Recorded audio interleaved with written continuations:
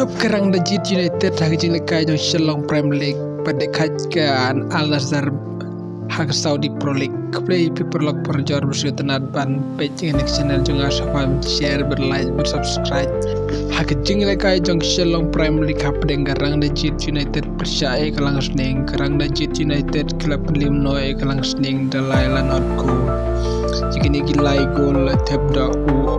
wani ju baju argol kata hagam nit ke bakat katndai pada san penriu but sau anam jerwa hagam nit ke bandru bar perkarang Leeds United mentaga don hakardan ke bar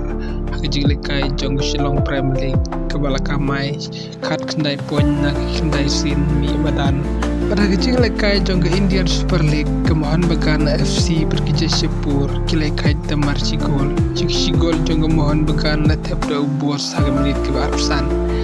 Regece Shepur FC klub nikat no hagam nit ke bandriu pau da Stepan MC perkemohon began ta kedon hakli hagabai ken poin haga Indian Super League pada hagijing lekai jong ke Serie ke Roma percaya ke gona ke Roma kalau penlimno dalai gol di gona hagijing lekai jong ke Serie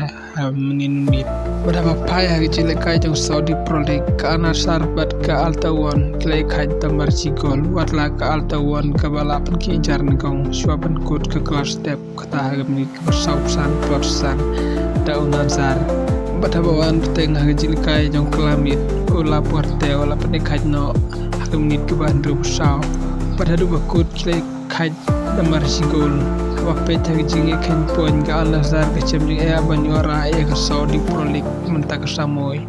namar ke Al Nassr mentaka don hakardan ke besau kalau kamai tang ark nai poin nak karsan sin mi madan hagan ke Saudi Pro League kulisi pun ngesndu ke way pat ke video